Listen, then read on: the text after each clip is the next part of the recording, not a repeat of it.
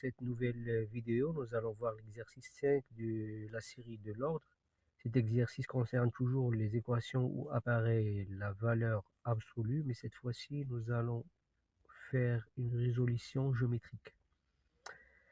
Bon, pour la première équation, on a la valeur absolue de x plus 1 égale à la valeur absolue de x plus n.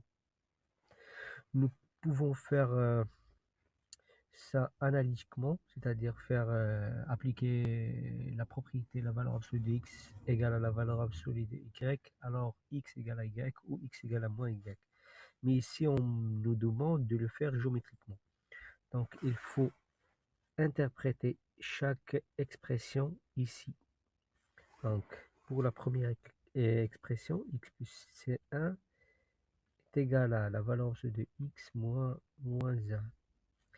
Et la valeur absolue de a moins b, c'est la distance entre a et b. Donc ça donne la distance entre x et moins 1. La même chose pour la valeur absolue de x plus 7 égale à la valeur de x moins 7. Et ça, c'est la distance entre x et moins 7. Or, la distance entre x et moins 1 est égale à la distance entre x et moins 7. Donc, évidemment, x est le milieu entre moins 7 et moins 1, c'est-à-dire le centre de l'intervalle moins 7 et moins 1. X égale à moins 7, moins 1 sur 2. Ce qui donne moins 8 sur 2, c'est moins 4. On peut vérifier ça en changeant ou en remplaçant x par moins 4. Donc on trouve moins 4 moins 1 plus 1 c'est moins 3. La valeur absolue de moins 3 c'est 3. La même chose, moins 4 plus 7 c'est 3 et la valeur absolue de 3 c'est 3. Donc c'est la réponse juste. Passons maintenant à la deuxième équation, la même chose. Donc la valeur absolue de 3 moins x est égale à la valeur absolue de x plus 4. La valeur absolue de 3 moins x est la distance entre x et 3. La même chose, x plus 4, c'est la distance entre x et moins 4. Donc x est le centre de l'intervalle moins 4, 3. C'est-à-dire x égale à moins 4 plus 3 sur 2. C'est moins 1 demi. Voilà. Passons maintenant à la deuxième question de l'exercice. Pour la deuxième question, on a exprimé la valeur absolue de 3x moins 1 plus la valeur absolue de x plus 2 sans le symbole de la valeur absolue. Donc comme on voit ici, on a deux valeurs absolues qui apparaissent dans la même expression. Donc pour cela, pour exprimer cette expression, nous allons avoir besoin de faire un tableau comme suit. Donc un petit tableau.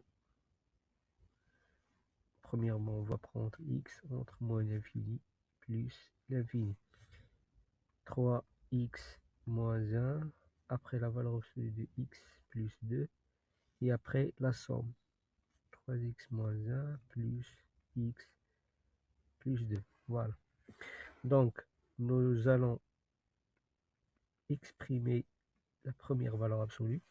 Donc, on a 3x moins 1 supérieur à 0 si seulement 3x supérieur à 1, c'est-à-dire x supérieur à 1 sur 3. Si x supérieur à 1 sur 3, alors 3x moins 1 supérieur à 0. La même chose, 3x moins 1 est inférieur à 0 si seulement si 3x inférieur à 1, c'est-à-dire x inférieur à 1 sur 3, un tiers. Donc, dans le tableau, on va prendre un tiers. On va partager la case en deux. Si x est supérieur à 1 tiers, c'est-à-dire ici, alors 3x moins 1 est supérieur à 0, positif. Et par conséquent, la valeur absolue de 3x moins 1 égale à 3x moins 1. Et si x est inférieur à 1 tiers, c'est-à-dire cette partie-là, alors 3x moins 1 est inférieur à 0.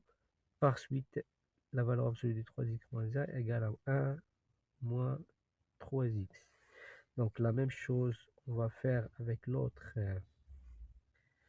expression, x plus 2.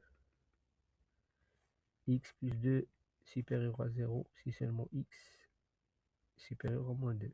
X plus 2 inférieur à 0 si seulement si x est inférieur à moins 2. Donc nous allons faire moins 2. Donc je vais effacer ça. Je vais prendre un tiers ici. 3x moins 1, 1 moins 3x. Je vais prendre moins 2. Je vais partager ça en 2. Si x est supérieur à moins 2, alors cette expression positive, d'où la valeur absolue x plus 1. Et si x est inférieur à moins 2, alors x plus 2 est négative, donc c'est moins x moins 2. Voilà, maintenant on va faire la somme en suivant chaque case. Donc pour cette case, nous allons faire la somme de ces expressions. Cette case, c'est la somme de ça plus de ça, et dans cette case, c'est la somme de ces deux expressions. Donc 3x plus x, c'est 4x. Moins 1 plus 2, c'est plus 1. Moins 3x plus x, c'est moins 2x. Et 1 plus 2, c'est 3. Moins x, moins 3x, c'est moins 4x. Et 1 moins 2, c'est moins 1. Donc voilà, on peut écrire maintenant notre expression.